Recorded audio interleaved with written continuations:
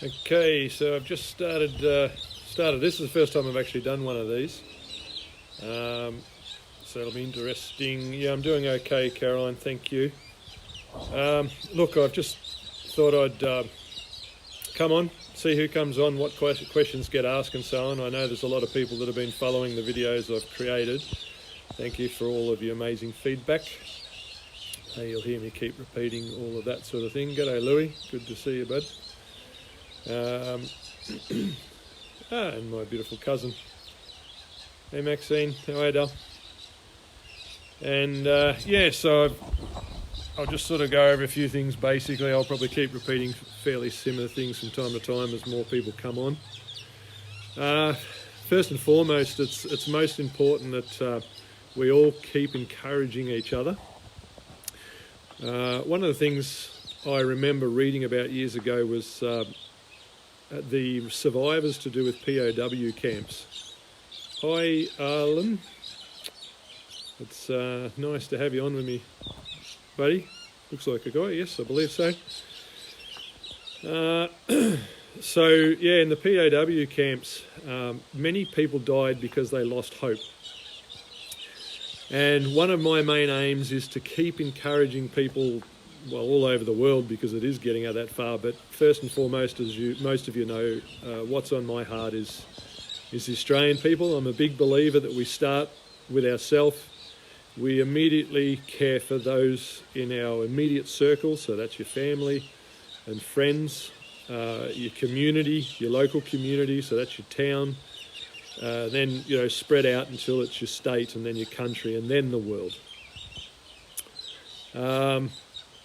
So I'm just hoping that by repeating myself, the interesting thing is everything in life is just foundational things, correct foundational things done with excellence. You can't build a building without a foundation. There's always the same basics to any structure. There has to be a foundation, there has to be framework, and then you can put your decorations on the framework. So, you know, different looking styles of buildings and things like that. And it's exactly the same with our lives. And it doesn't matter what our belief systems are to a degree. Some of your belief systems are your foundations, some of them are your framework, and then some of them are your decorations and so on. And mankind has to understand that we all survive by building the correct, right, universal foundations within each of our lives as an individual, and then also as in our community groups. So whether it be a sporting group or whether it be a car club, etc., etc. It actually feels quite funny just sitting and talking. I usually love one-to-one interactions with people or groups. I'm very much a people person, as you can probably tell. And funnily enough, because I'm talking into a phone rather than seeing your faces, I find myself thinking more and looking away, where normally I'd look in your face, so I do apologise. Hi, Tan Lee. Lovely to know that you're watching. It was wonderful to spend that time with you. And I believe you're going to do some amazing things out there. You're a very special lady. Be very confident in who you are and what you believe you can bring to the world, okay? So this is a different kind of war, as I've said in some of the videos, and really we're even going to have to start to change our wording, so we're not even using traditional style words that scare the daylights out of ourselves and everybody listening. We need to make it very childlike in nature. There's words, choo-choo train to the child has far less impact than train. You know what I mean? Like, it's kind of hard to feel scared that the choo-choo train is going to run you over compared to, look out, the train's coming, sort of thing. I believe in being wise even when you speak to children. You don't need to speak foolishly to them. So I've often actually used choo-choo train as a waste of terminology. Sometimes we've actually failed to see the maturity capabilities in our children and played silly games with them. But I think that... hi, Vanessa. Good to know you're on board. Hey, Jeff. Mate, I hope you're catching some good fish up there, mate. Send me one in the post, all right? It's getting hard to get a few things in the shops down here in Victoria. So it's important that we stay light-hearted. When you understand, those that understand what's going on a larger scale, so not only are we trying to re-implement common law and things like that, like what our original forefathers implemented in the first place, those sort of laws, the Constitution and so on, they were to do with the correct foundation that was originally set up and the correct framework in order to have a healthy environment for our country to run. So that meant that the people were under God, the people were sovereign. So God's sovereign, but he made us sovereign in our own right. Then we created, because we have a nature like him, so we created a government and we gave them the ability to create. So everything God creates can create, and because we're creative beings, we can create. Therefore, when we create the government, it can create, and so on. So that the nature and capability is in each thing. But there's a hierarchy in place for safety for safety purposes, funnily enough. And I don't like the word safe in a way. Safe is, if we make everything safe, well then we put that person or those things into a box in such a way that it's never going to get damaged by the world, so to speak. And, a lot of people are starting to wake up to basics like, hi, Tanya. Pleasure to have you on with us. Yeah, so making things safe, a bit like old, your lovely china. Once upon a time, they had a set of nice china that you only brought out on special occasions, but then people started to wake up that, well, why can't every day be a special occasion? And, yes, Jeff, you're right, mate. I have got a little older since we saw each other last. I'm sure you're looking more mature yourself, my friend. So sadly we've been duped in so many ways. And look, we've been well-meaning. We've tried to do the best we can based on what we've been taught, but a lot of it's just been nonsense. And what I think we have to do is, each of us as individuals, but also collectively within Australia or within each of our organisations and so on. So if anybody's a business owner, consider this as well with your business. A lot of the things that are being implemented in each of our organisations or within our own thinking process and so on are they're just wrong. Let's just be straightforward. They're wrong. They're non-productive. They appear to have answers.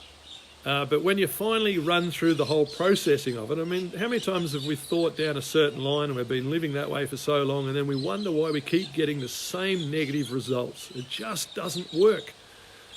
And so I think I know we're going to have to go back to basics. We've got to pull all the ornamentation off the walls, so to speak, completely pull down our houses, pull them right back down to the foundations if need be, or at least to if you've got a solid foundation already and you know it, then reconsider your structures.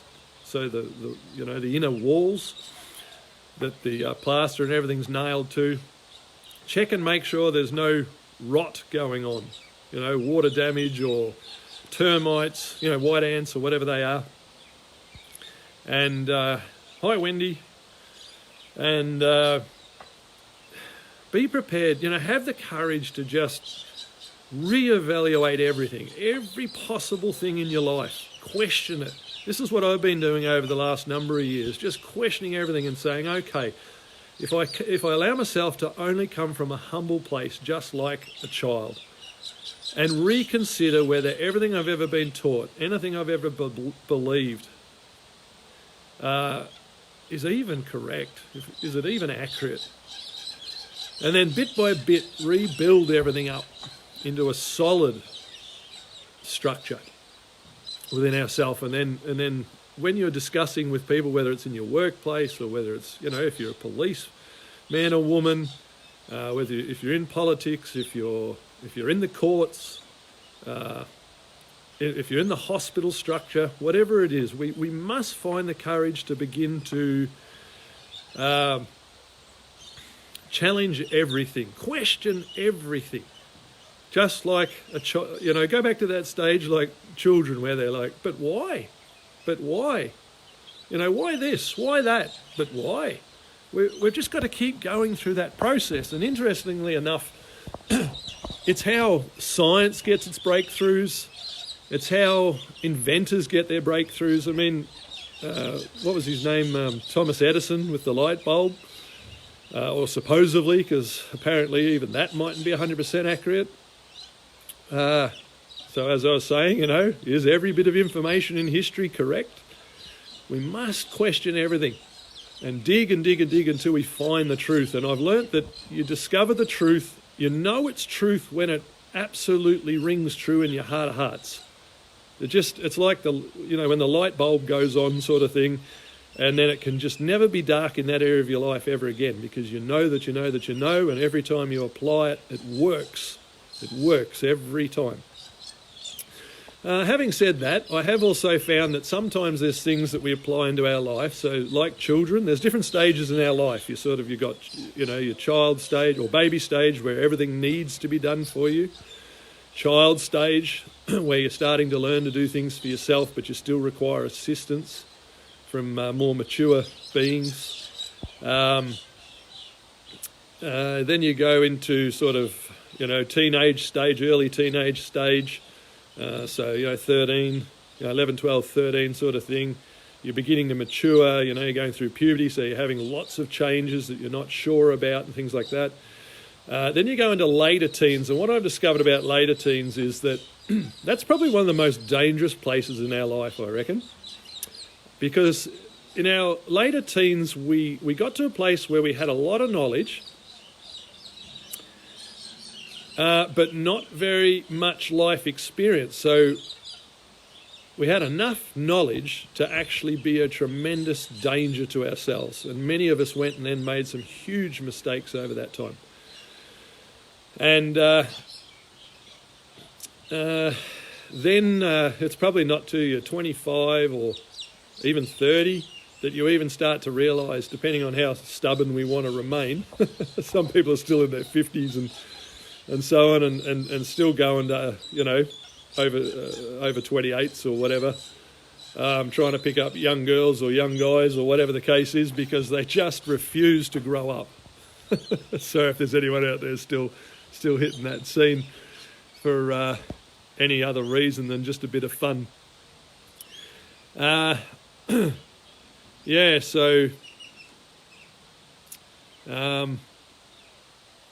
We've really got to just allow ourselves to be used to pull down the whole system structure in Australia. It's not the people that we have the issue with, not even Mr. Daniel Andrews.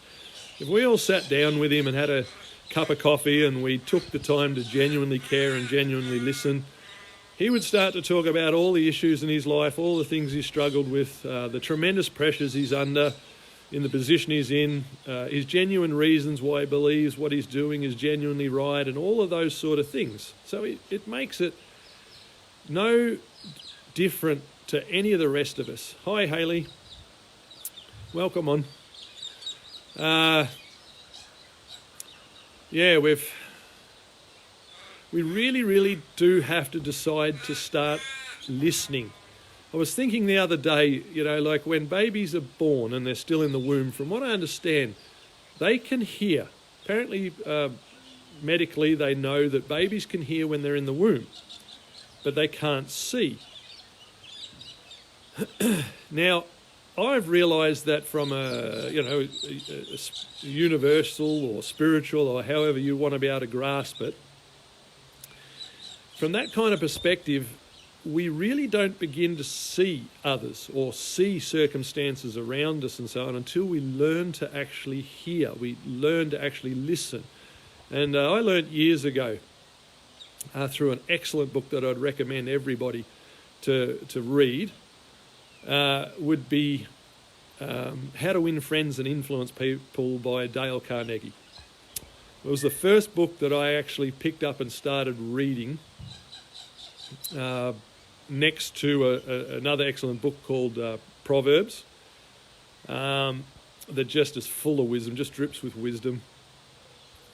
And it was sort of the beginning of my journey that after I'd realised that I had dug a big hole in my life and that I had to take ownership of it, and that if I really, really wanted to have an amazing life of any kind, actually at that stage I was just trying to find a way to be happy after being miserable for so long. And that got me on the journey until now I've read like thousands of books of all sorts, because somewhere along the line I learnt one of the sayings that says readers become leaders. And so I realised that I needed to make an effort to put as much information into myself as I possibly could. There was another really excellent saying that I came across, I believe it was Benjamin Franklin, and he said, better a man put his purse into his head, for then it can never be taken from him. And purse back then, of course, is like your wallet today for the men. It was referring to the money. Better to invest your money, something that can be taken off you. Better to invest it into things like books or seminars or time, travelling to spend time with people, mentors, pay for a good mentor,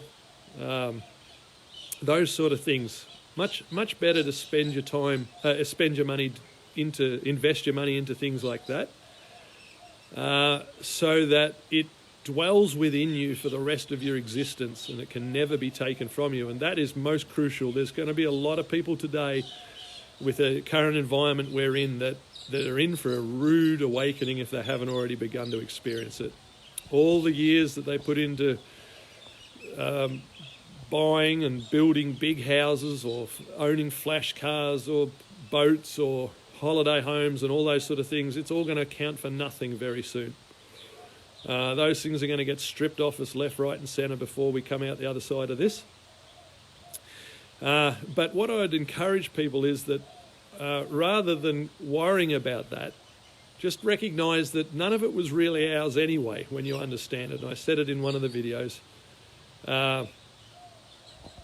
Hi, Jane and Lisa, is it? Lisa? Apologies if I get the name wrong.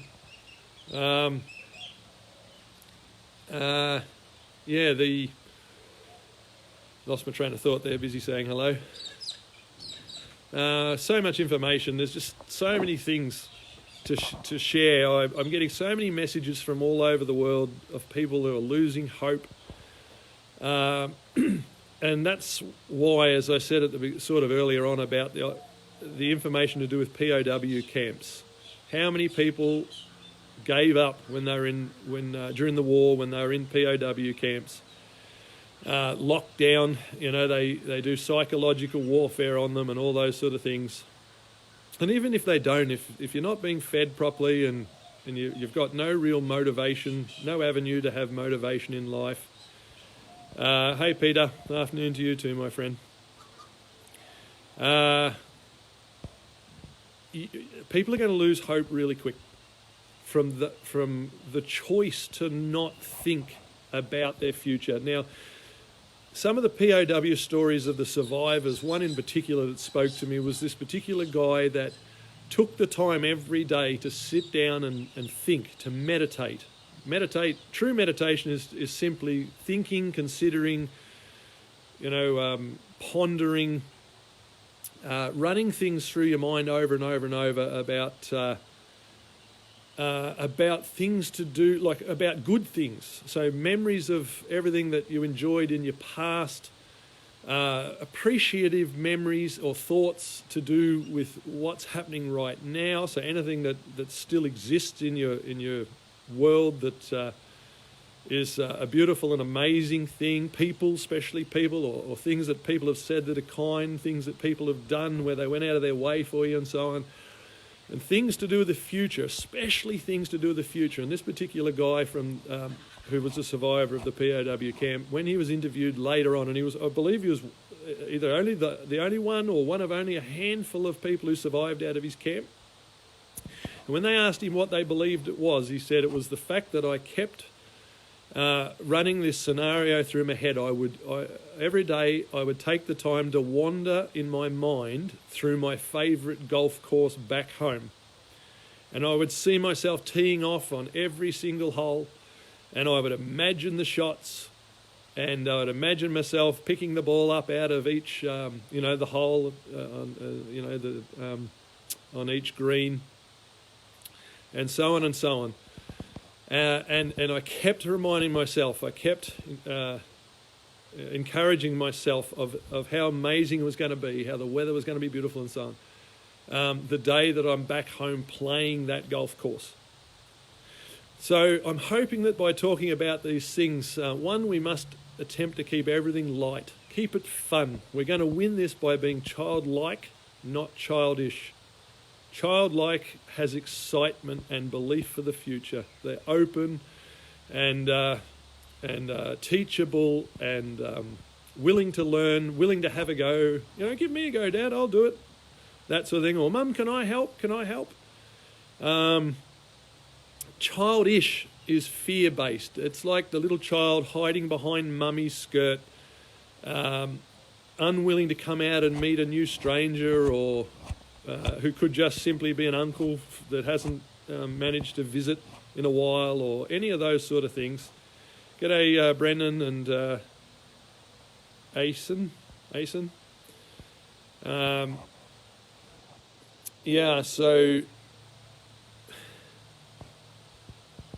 Our foundations, we have a child, an adult, and a parent type makeup within all of us. So even a child has the adult and the parent.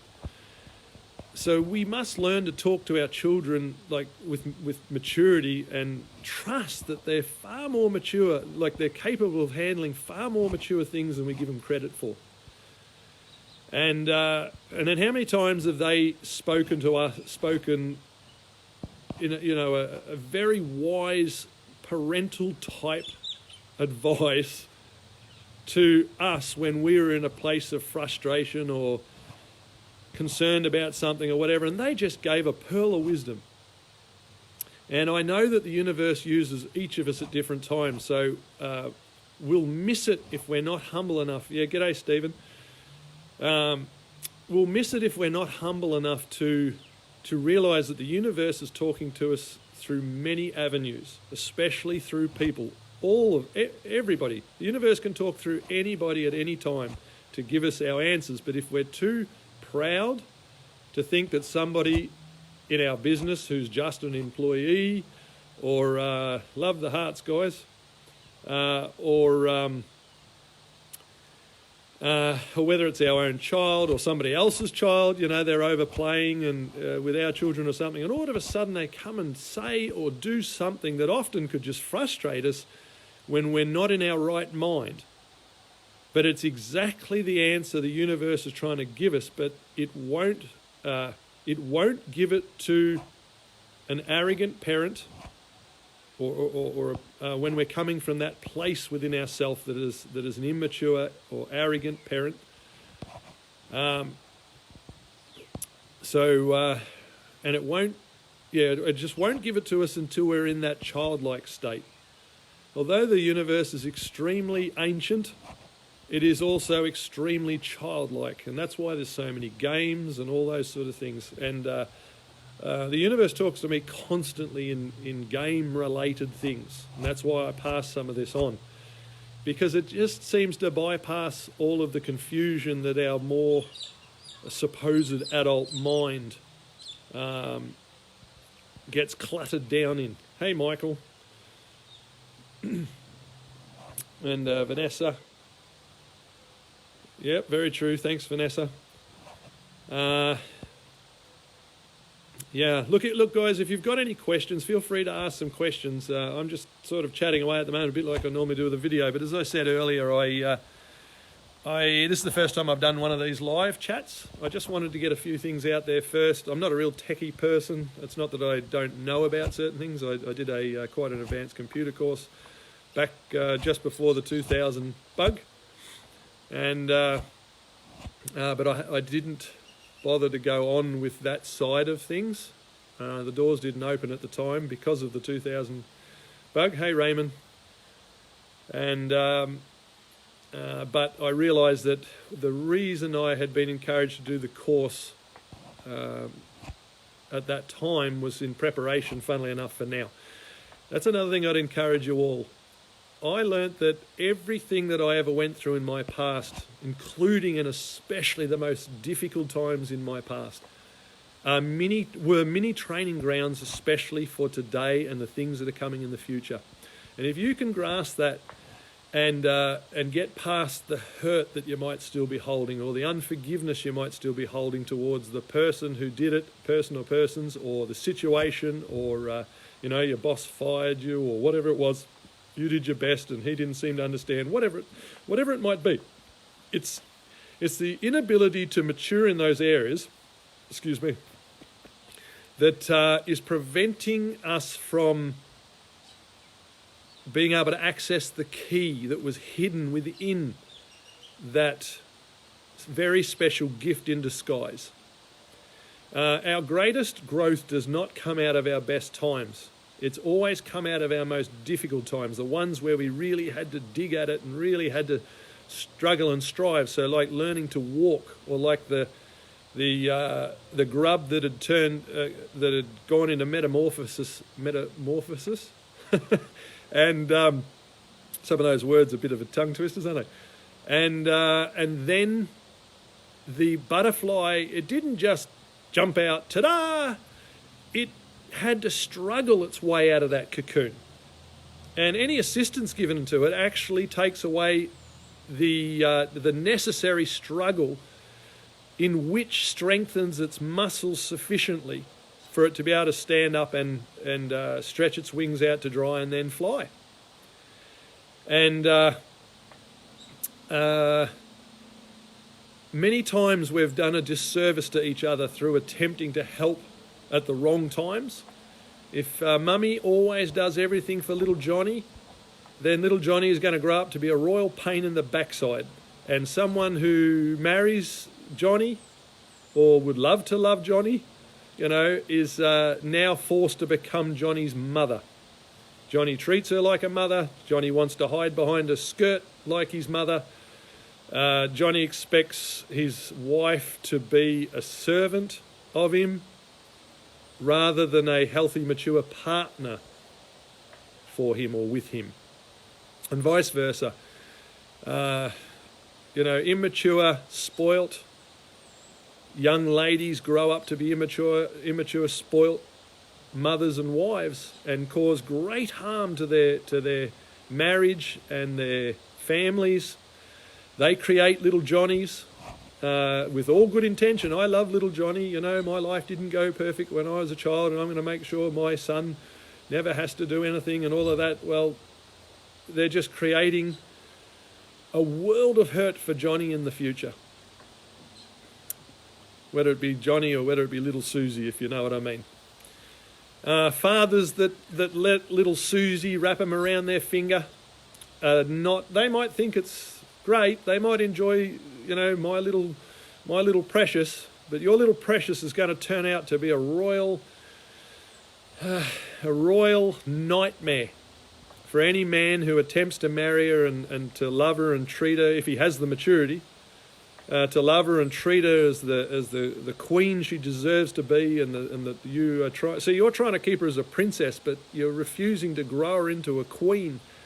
And mothers and fathers have different roles. When they're mature mothers and fathers, they have different roles. And instead of fighting each other over what we believe the other person's role should look like, I mean, what mother can ever know what a father's role is? Now, they can help them to do better in their role, but they can't tell them what the role actually looks like. I've said it before, and somebody commented one time, sent me a message saying they never laughed so hard in their life, sort of thing. Dogs, hang on, I might have just dropped out there, it looked like. Dogs can never teach cats how to truly be cats. Now, cats can go and copy dogs, but they can never become a dog, nor can they completely ever understand a dog. And vice versa.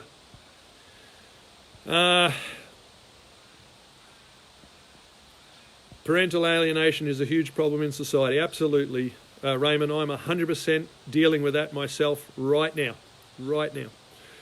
And I've realised that to be able to... I haven't seen my little... I've got a little girl and two little boys, beautiful little children. And don't get me wrong, their mother's an amazing mother. She loves them dearly. I never want anybody to think poorly, and I certainly wouldn't want them ever messaging her horrible things or approaching her in the street and threatening her or any of those things. No way. We have all been broken in different ways in our life, and we've all made mistakes out of our hurts and so on. This is what we must understand as a people, as the Australian people. This is what we must understand. It's not the people in the government. It's not the people in the courts. It's not the people in public servanthood, police and so on. Are they doing inappropriate things? Yes, absolutely. Why? Because we've all been living under this system that is it's perpetual cruelty.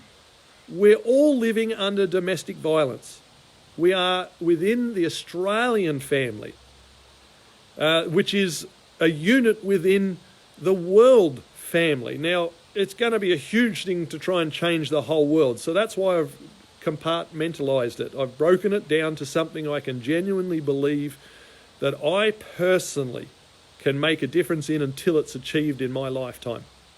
And I'm quite confident, sold out on the idea that I can help enough people who help enough people, that eventually, within a very short period of time, a few years perhaps, we can pull off the miracle necessary, what would be considered a miracle. It's not really a miracle when you understand it.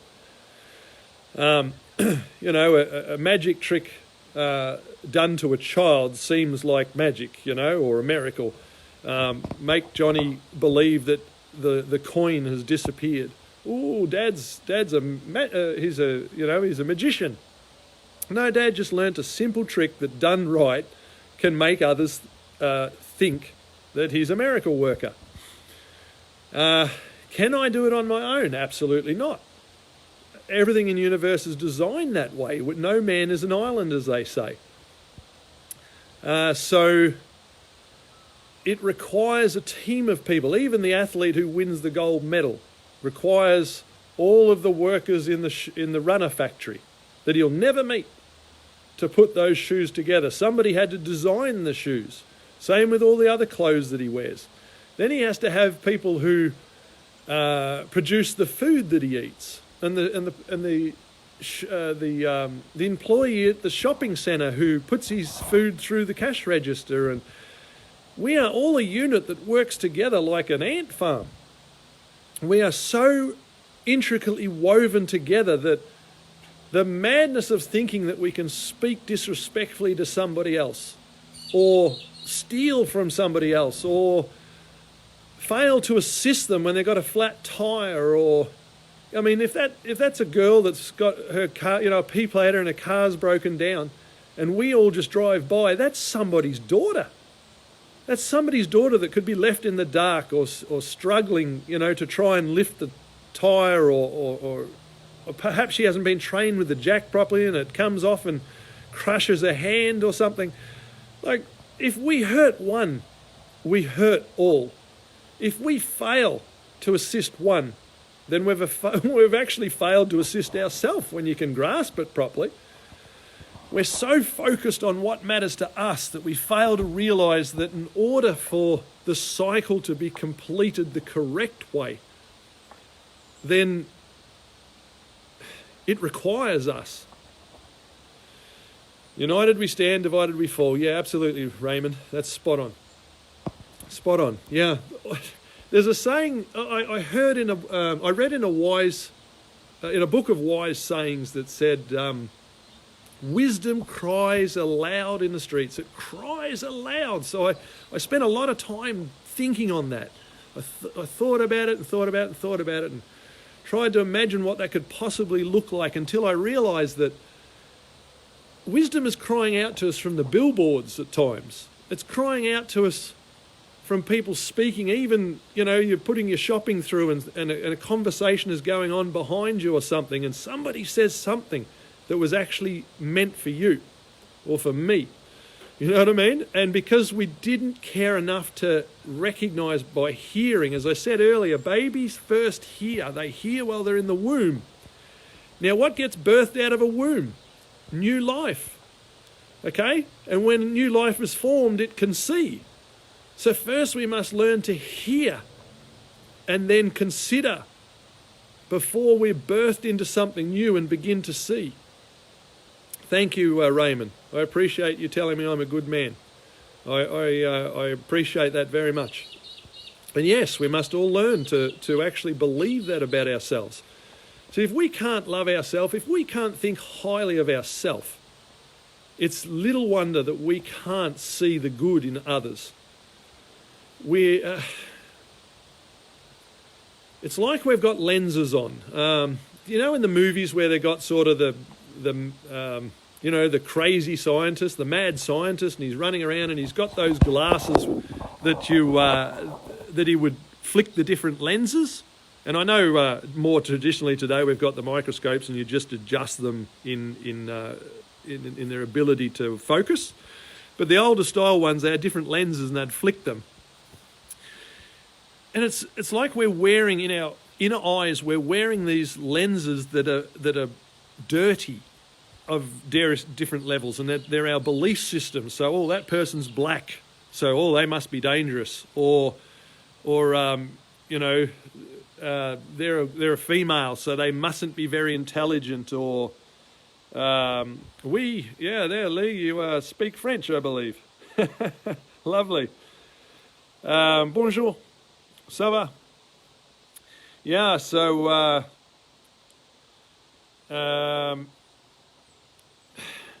once we start to understand that, sometimes we require those lenses to focus in onto things better, especially if anyone who gets visions and understands seeing visions. Dreams is the same way. Once you can get better at realising that you have power within your dream, you can actually... sorry, got an insect. We're in Australia here, so... You're going to get the odd insect, aren't we? A fly at the barbie and so on. When you understand, don't just accept the vision or the dream as, that's it. No, that's the beginning of it. When you understand that we have the ability to adjust things, start to focus in or out of that dream or vision while you're in it. Start to recognise that you are entitled to manoeuvre within it. So if you see a bag and it kind of grabs your attention a little bit, deliberately focus on the bag, and you'll find that the bag will come closer to you or will immediately appear in front of you. And then consider looking in the bag, a bit like as though you've got X-ray vision. You're Superman and you've got X-ray vision. A person is like the 5 people they associate with the most. Absolutely correctly. Yes, we become like those we hang around. Birds of a feather flock together, so we are inclined to be attracted to people of our own kind. So if the people that you're around are not kind, if your kind is not kind and you want to be cared about, on a basic example, start looking for the group who appear to be kind, and you'll begin to gravitate towards them. They'll reach out. The more mature groups always extend a hand and pull you in. So it's like mountain climbers. We all can get to the top of the mountain if we all work together. Nobody falls off and gets damaged, or falls too far and gets damaged, if the rest of the team are well dug in and we're all on the same rope. So, hi Matthew, welcome mate. Go Saints. I'm Collingwood, but don't hold it against me. Clearly I'm not one-eyed. I've got two perfect eyes. I love a good game nowadays. To be honest, I don't even know where they're sitting. I just love to see people enjoying a good match. And, and that's where I think we're heading actually with everything that's going on. A lot of people are thinking that, we're losing and that the other side's winning, but that's not true. I've heard a few people speaking and they're starting to wake up that probably 60, 70, 80%, I think it's closer to 70 or 80% of people out there, they're not that deceived that we think. They're not all sheep. We've got to stop with the insults. We had our bit of fun, but let's let it go. And let's encourage everybody to just let go the insults. We're never going to improve if we're having little snide remarks at those that even if they're genuinely not awake yet. Our snide remark is not going to assist them to begin to listen to what we have to say. It's actually going to be the very thing that makes them standoffish and go, oh, well, you clearly don't care about me. See, if we hurt them in the littlest of things, that's the beginning of creating more of that perpetual circle of hurt in their lives. We are all one. Yes, absolutely, Julie. Yeah, the butterfly effect, for anyone who's ever heard of it. Absolutely. If a butterfly flaps its wings on this side of the world, then it helps begin the process of a hurricane on the other side of the world. Now, that works both ways. If we flap our beautiful wings on this side in a kind way, then in turn it sets off a cycle that literally, like the cyclone, right? It starts at the bottom and spirals to a positive, in the positive empowering cycle that ends up with an amazing outcome for everybody. But if we flap our wings in more of a hornet style, ready to give them a big sting, bang, like a really ticked off scorpion, then it sets it the same in the reverse until, wow, the outcome of that just brings tremendous damage somewhere. And in turn, don't forget that person who is most hurt from it is one day going to come across our path and unleash on us with that scorpion sting like we would never expect. And then we think, oh, what a horrible person. But what we don't understand is karma's just come round, as they say, So when you really grasp that, you're an amazing human. Oh, thank you, Wendy. Always helping those in need. Well, the interesting thing is, we're all in need. We're all in need. So, have any of you seen those cartoons? I love the people who have the gift to be able to do cartoons. Truths can be put. It's the best way to put humour in cartoons. So again, childlike. Notice childlike. Everything I keep saying will win in childlikeness. Maturity done in childlikeness. So cartoons and humour, comedians, all those things. What it does is it has tremendous power to break through those perceived adult thinking processes and so on, and sneaks in under the radar, and bing, that light bulb comes on, because we were defenseless. Children have the ability to just break through our defenses because we don't see them as a real threat. We think we can handle them, but oh boy, does the universe know how to use them at just the right times and just the right ways to really undo us sometimes. Yeah, so look at what's happening with ridicule of others and insults and claims with no backing or proof of discussion, and ask, yourself, has this happened to me? Yeah. Have I done this to others? Absolutely, Aaron. Have I been wronged, and could I be wrong? Yeah. Couldn't have said it better, Aaron. You're spot on. You're spot on. And you know what? Isn't it amazing that every time somebody says something like this and we're ready to hear it, because we have to be ready to hear it otherwise. And going back to me saying about hearing, we can hear noise and it may come in the form of words, but have we really heard what they said? Have we heard their heart? Have we heard what the particular point they're trying to share with us is? So there's many levels of hearing. And the more that you mature in your spiritual ability to hear, the universal ability to hear, there's layers, and they require humility to break through the layers. So there's many ways to hear. There's many ways to see. There's many ways to smell. There's many ways to touch. There's many ways. So all of the senses we have in the natural, we actually have in the universal realm. Spiritual for those who consider themselves spiritual. Okay, and I stay neutral for a reason. I have my belief systems. I've learnt through personal experience from journeying for many years what the answer is. I've learnt it. And it's not that complicated, because guess what? The children needed to know right from the beginning. The universe would be very cruel to think that you have to wait until you're an adult before you can understand the truth of how to interact and have relationship with the universe. How cruel would it be that you have to wait till you're an adult? And okay, if it had to be an adult, what aged adult? 30, 40, 90? No, from the moment you're born, the universe has been talking with us, We were the ones who got proud and thought that we were better than the universe. We've got to go back to the roots of things, to the basics, and start to, have a good laugh at ourselves. Have a laugh when you realise how much you mucked it up. Okay, you mucked it up, so what? So you screwed up your marriage. You cheated on somebody. Horrible thing to do, absolutely, but let it go. Forgive yourself. What good does it do hanging on to it? Or, you got angry and punched somebody in the face. If you can apologise, go back and apologise if they're mature enough to allow it. But if not, do whatever you can do that they and their maturity can handle. But outside of that, move on. Forgive yourself. Forgive them for the thing they did that caused you to get that angry, to react in that way in the first place.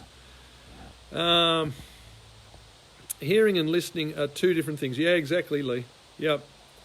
The old saying is that no one is perfect. He who have not sinned, cast the first stone. Yeah, the person, anyone who he without sin can cast the first stone. Exactly. That's why I never cast stones anymore. And what would be the point? What would even be the point? The reality is, they say those that live in glass houses shouldn't throw stones. I'm realising that the glass house is actually the system that we live under.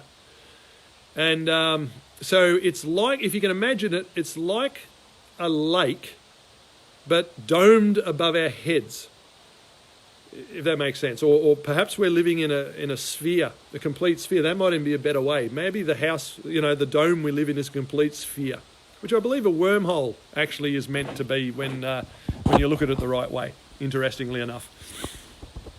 So, so that would mean in any direction you throw a stone, you would actually do damage to that sphere, to the glass house. You'd break the glass, so to speak. But if that glass is like water, and it was designed to be like a perfectly beautiful, calm lake on a beautiful day, imagine all of us, imagine how many billion of us there are all around this beautiful, calm lake, just lying around, lazing around on our towels and having our iPods in, ears in, you know what I mean? Earpieces in, enjoying our music or whatever, and having fun with our family, throwing the ball, kicking, playing cricket, kicking the footy, whatever it is. And then all of a sudden somebody throws a stone in the pond, or a rock, and you hear plop if it was just a stone, or splash if it was a big rock. And the stone causes a few ripples, perhaps it landed near somebody who was enjoying the water, you know, on their lilo or whatever, and they got a little splash, and that was just enough to sort of snap them out of their peace.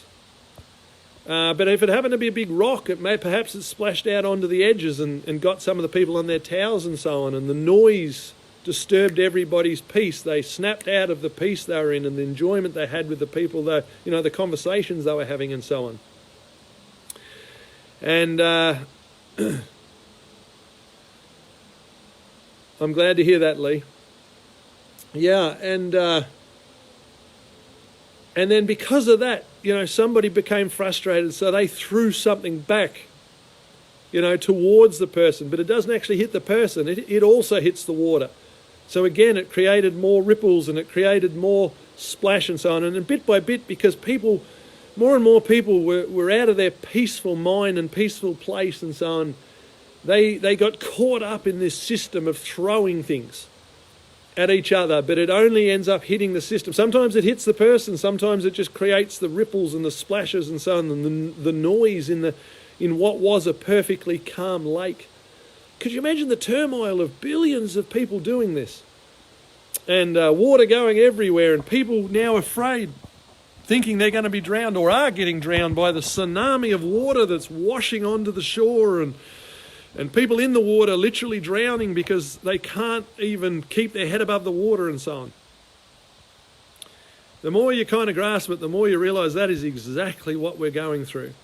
And although we may not be able to put a stop to it completely just yet in the entire world, in every other country and so on, I am absolutely convinced we can do it in Australia. And once we've completely got Australia into a place where our spiritual pond, so to speak, is perfectly calm again, we will be the empowered nation that I believe we were always called to be, and especially ready for this dark time for the rest of the world will go through.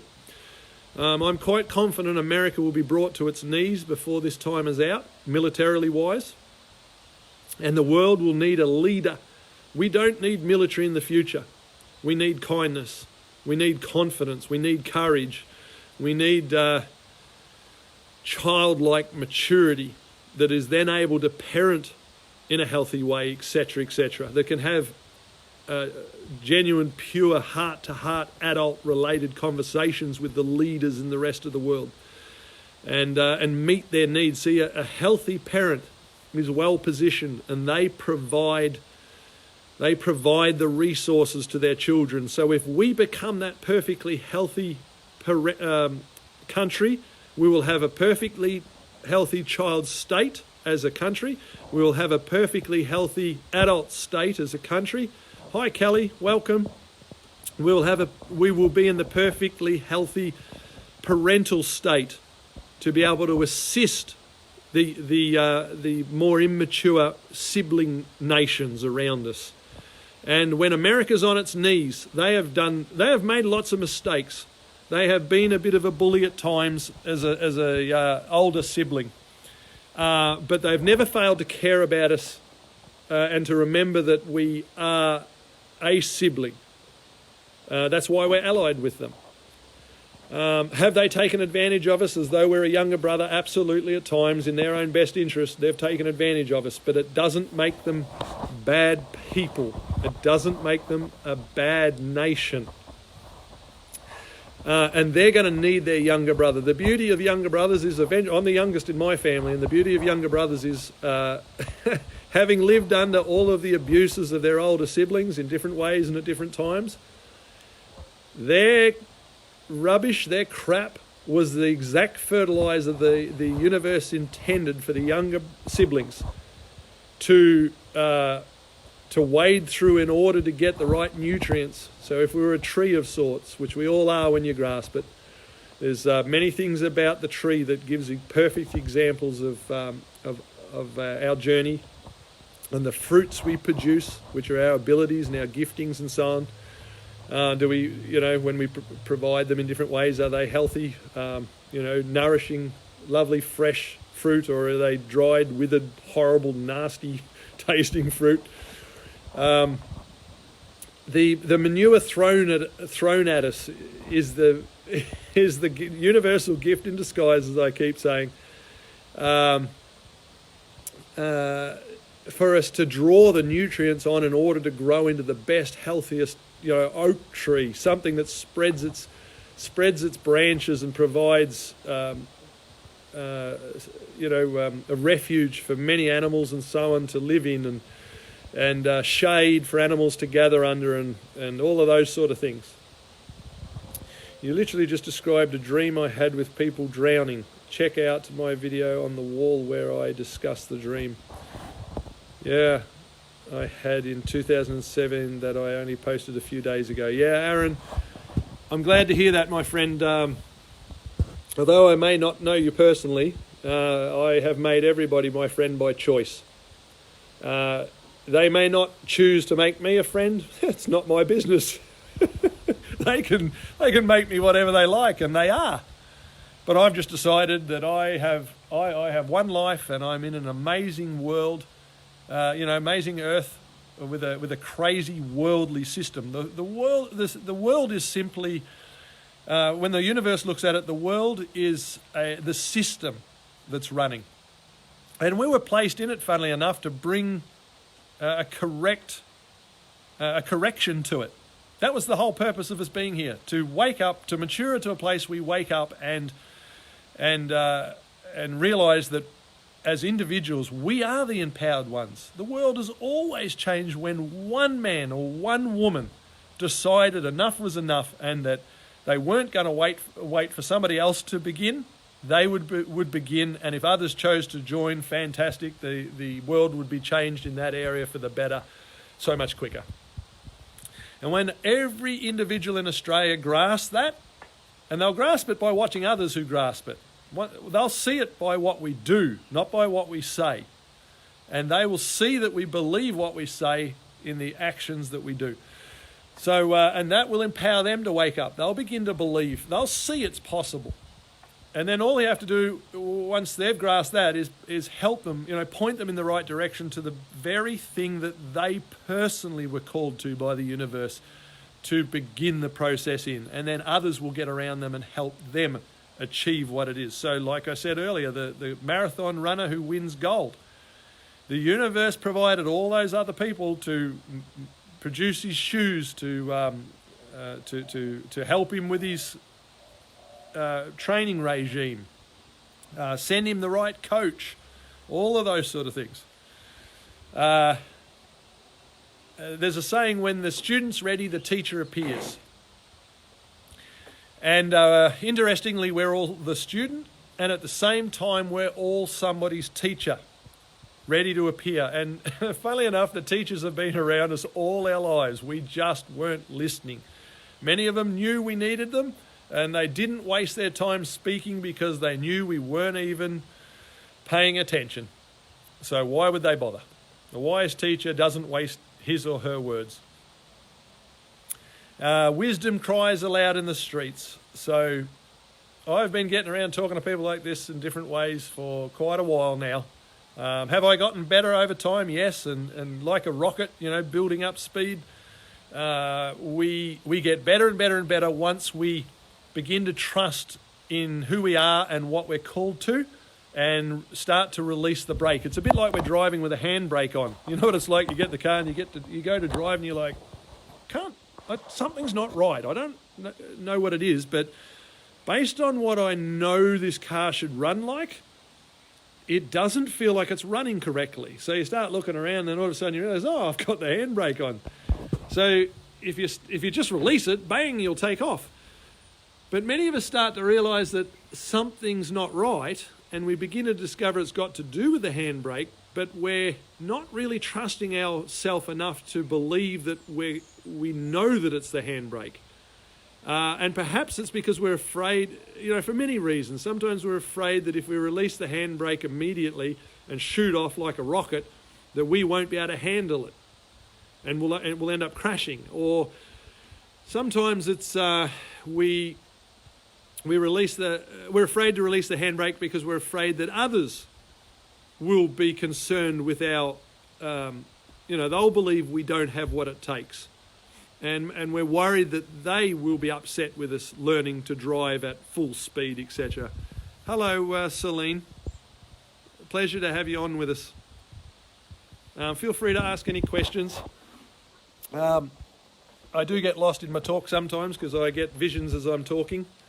So it may appear like I'm real wise at times, but I'm telling you that once you understand, and you'll all know this, have you ever had times where you're talking or teaching and as you're talking, all of a sudden you get a picture or something and it just explains exactly what you're trying to talk, only in an even better way. So even you learn while you're teaching them, and then you think, wow, I've never seen it that way before. I didn't have the capability. If somebody had asked me that a minute ago, I wouldn't have been able to explain it like that. And then everybody in the room thinks, oh, wow, you're so intelligent or something. And you realise it wasn't even you. It just came. And I know that in the occult just means secret, secret. So in the secret world, or say in witchcraft and things like that, when I've spoken to people in those areas, and I don't judge them or anything, because I believe they're trying to grasp life in the best way they know how, based on what they were taught and so on. Perhaps their mother was a psychic or something, and they've been introduced to things from that angle. So, well, I just love them where they're at. We all learn by having a go, and then often by getting it wrong. So whether it's right or wrong, who am I to say, in a sense? Eventually, as you learn more things, you begin to discover whether it is right or wrong. However, you also begin to learn that it's not my place to tell them until they're ready to hear. And then it's not so much even telling them, it's kind of more like being a signpost that points. You recognise they're looking for the way, and you kind of, instead of telling them and spoiling it, you kind of point in a suggestion. Oh, perhaps, like a good question. You ask a good question. Well, have you considered this? Or what about that? So that they actually get to discover it, and then they feel that they're intelligent. Oh, I realised this. And you're like, yeah, you did. Well done. Well done. And it's true, they did. We weren't like those kiddies that, on an Easter egg hunt where we have to run around and point out to our younger sibling where everything is all the time, and, or worse, grab them before they even get a chance, steal it off them, Love listening. Thank you, Melinda. I'm sure you got plenty of amazing things to say, Melinda, as well. One day I hope to be on one of your talks. Yeah, but going back to that whole thing about the universe releases something to you, what I've come to realise is it's like the whole universe is this amazing big bottle of liquid, like liquid knowledge, liquid wisdom. And it's trying to provide it to us. So, funnily enough, I just got a vision. It's like when we're a baby and mum's got the bottle. You know what I mean? Or the breast, you know what I mean? But like a bottle. And baby can only drink at a certain rate, otherwise baby chokes. Okay? So the nipple, the little hole in the nipple, only releases so much at the rate baby can drink. Right? As it's sucking, and the more it's enjoying it and the more that it desires it, the harder it'll suck, so the more it'll come. But as soon as it stops, for whatever reason, the hole is able to just hold the milk. There might be a tiny little drip there, and just enough so, again, like, say in a mouse cage or something like that, it's got its water bottle and it's got a tiny little bit just to make it aware it can smell it. And babies can smell mum's milk and all those sort of things. And just enough to entice it, you know what I mean? And so that's like a book in a library, in a sense.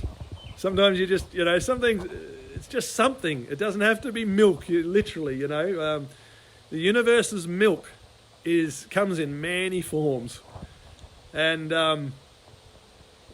so when we're not hungry, we're not desiring it or whatever, it's just there waiting. And no more will be released until we decide to accept what's right there. So sometimes when it's got to do with things that we need to do, we wonder why we feel, like, oh, I want to lose weight. Okay, no problem. So what are you doing to get the ball rolling? See, the hardest thing in life is not achieving the thing. The hardest thing in life is actually deciding without lying to yourself that you're actually going to do it. You know, the Chinese proverb, the journey of 1,000 miles begins with the first step. It's the decision. The first step is just a decision. Actually, I'm going to do it. I don't care what it takes. I realise I don't have what it takes at this point to actually complete it. You can't go from step 1 to the 1,000th step in one step. It's not possible, and nor is that how the journey's supposed to be achieved. You can't get on a train and get at your destination without going through numerous stations. You know what I mean? It's not about the destination. It's about the journey. And so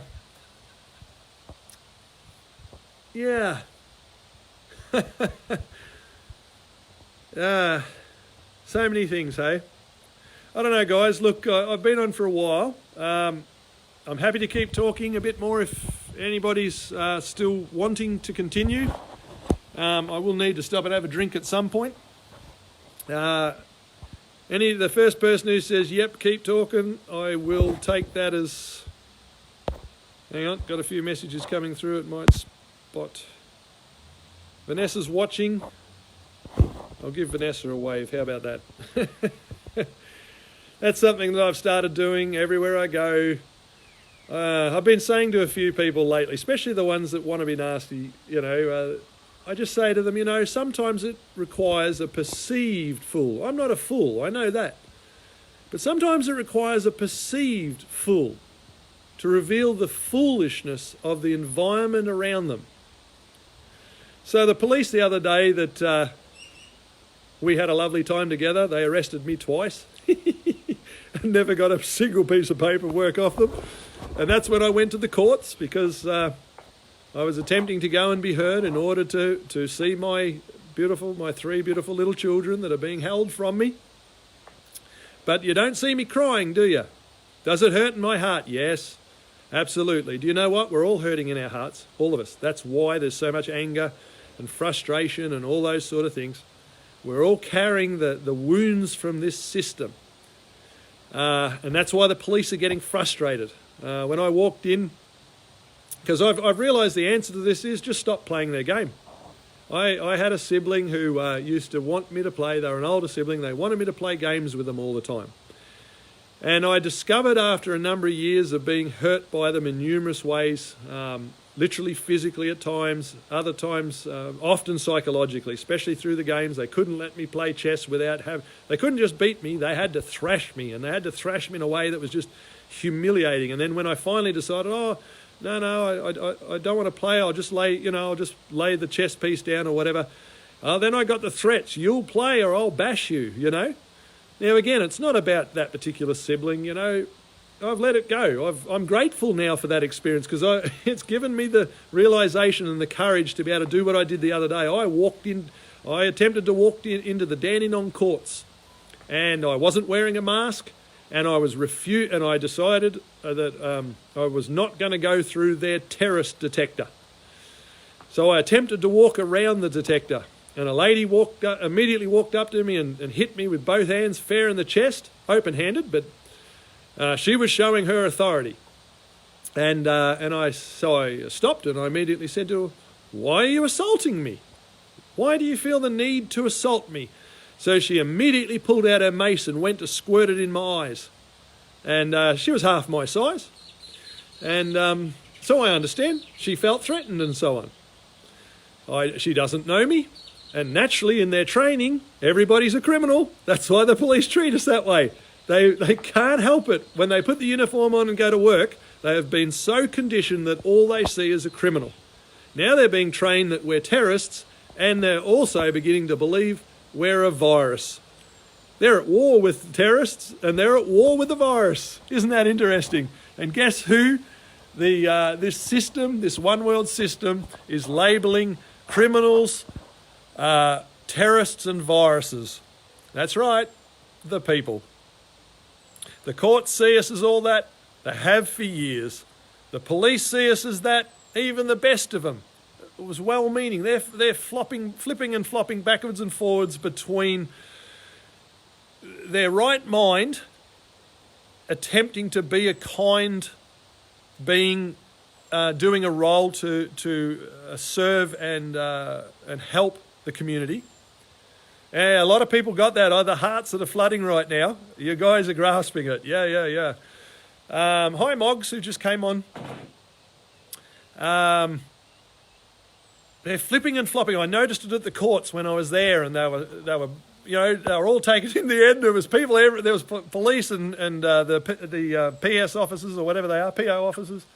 Can't remember what they are. It took me a while. Funnily enough, even I'm flipping and flopping through my mind to do with certain things, because initially I was thinking they were all police, because they pretty much all look the same now, and they're all got the gun, and and then at a certain point I realised that the hat, talking of not seeing properly at times, because when you're under stress and things like that, you can't see properly. You get too tunnel focused, and you lose your peripheral, so your ability, and same in the spirit realm. So a number of you have grasped that. Hearts are going everywhere again.